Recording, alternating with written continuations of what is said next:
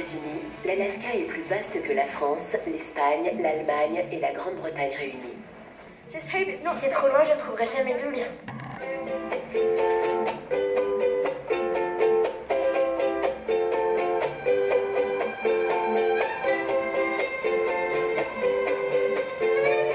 Oui, le voilà.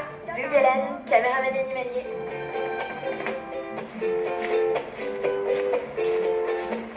Salut Doug. Ah, salut Lou. T'as réussi à me localiser? Ouais. Ça fait 2-3 heures que je suis posté ici. On m'a dit qu'il y avait des orignaux et d'autres animaux dans les environs. Mais jusqu'ici, j'en ai pas vu un seul.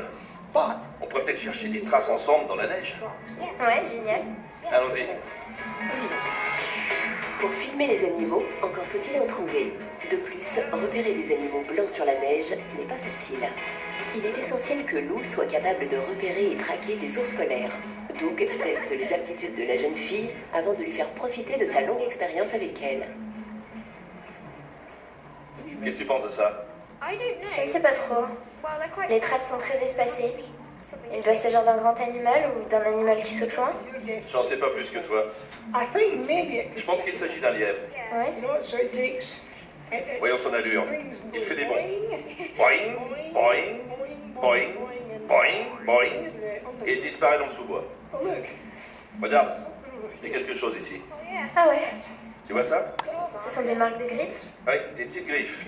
Qu'est-ce que c'est, tu crois? Je ne sais pas. C'est assez grand parce que les griffes sont grandes. Je pense que c'est un ours brun. Une ours avec 2 oursons. Ses pattes d'ours sont plutôt longues. Ouais.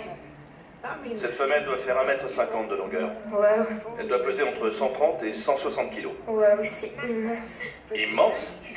Attends quand on sera dans le nord. Je te montrerai des ours, c'est vrai. Attends de voir des ours polaires. Ils doivent être grands. Très grands, oui. Faisons un tour dans les parages pour essayer de retrouver ces ours. Sur les pentes là-bas.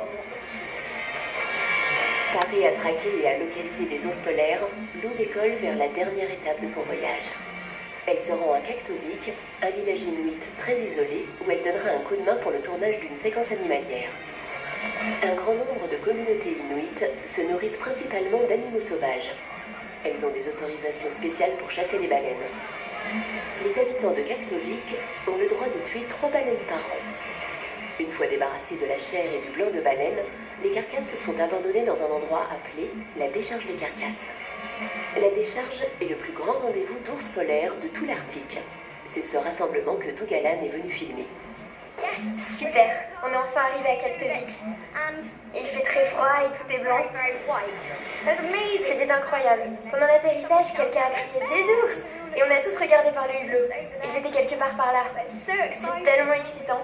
J'ai hâte d'en voir d'autres. Je ne m'attendais pas à voir des ours aussi vite.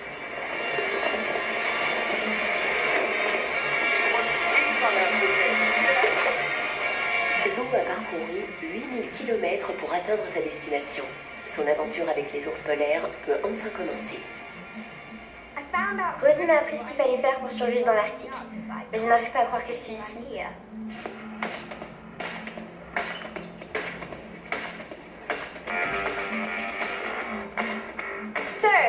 Voici où j'habite durant mon séjour. Suivez-moi, je vais vous faire visiter. Voici le salon. Certains sont plus décontractés que d'autres. Ici, c'est la salle à manger. C'est ici qu'on casse la croûte. Il y a des tonnes de matos dans toutes les pièces. Ma chambre. C'est ici que je m'isole quand l'équipe me tape sur les nerfs. Salut!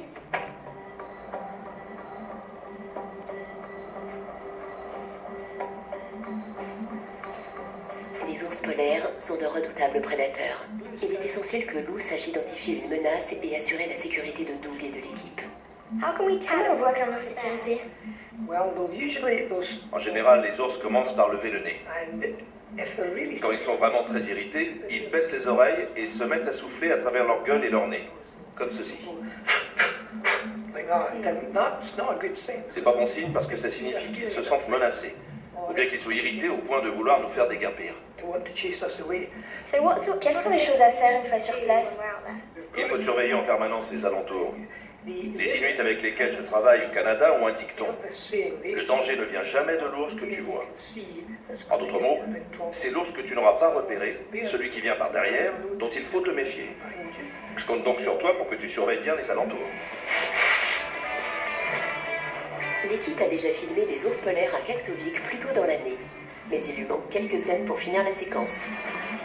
Doug est chargé de filmer les scènes manquantes. Quant à Lou, sa mission est d'assurer la sécurité de Doug. Bientôt, la mer sera complètement prise par les glaces et les ours polaires partiront sur la banquise à la chasse aux phoques. L'équipe de tournage doit donc faire au plus vite pour tourner les scènes avant l'arrivée de l'hiver.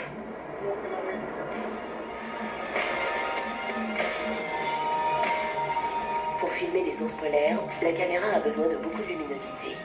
Le vent glacial qui souffle aujourd'hui complique la tâche.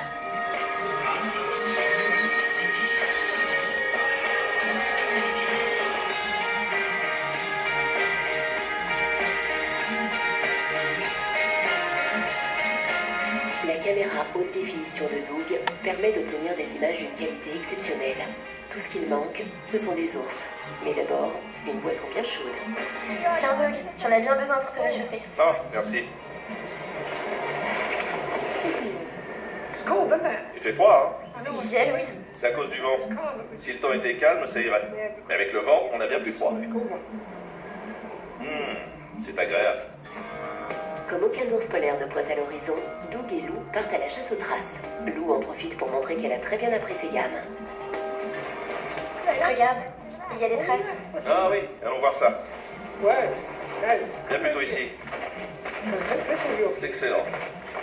Regarde ces traces. Elles sont très grandes.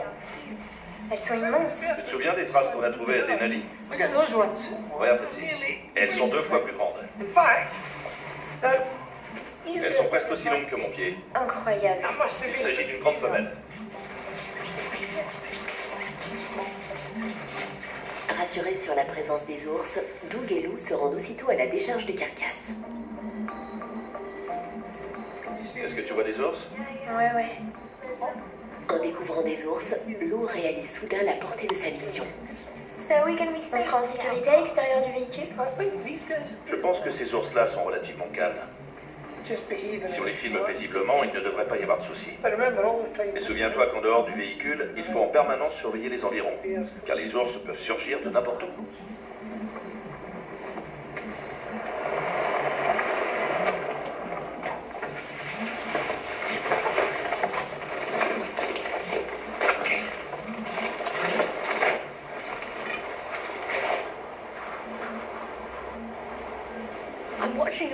Là, j'observe les ours polaires. Ils sont très près de nous. On pense qu'il s'agit d'une femelle. Elle s'approche de nous. Elle vient voir ce qu'on fait. Doug est en train d'installer le matériel. Moi, j'ai fait le guet pour vérifier qu'aucun ours ne s'approche en douce par derrière. On n'a pas du tout envie d'être attaqué par un ours pendant qu'on filme les autres. Je suis le partenaire de Doug. Je monte la garde pour lui.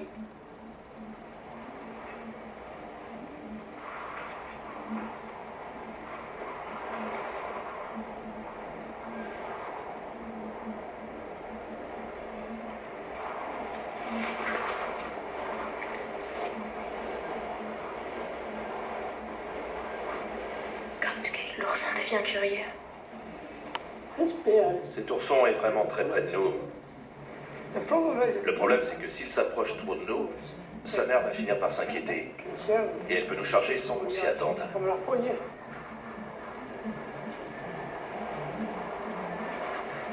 Doug est en train de filmer. Il est concentré sur la caméra. Il ne peut donc pas regarder autour de lui.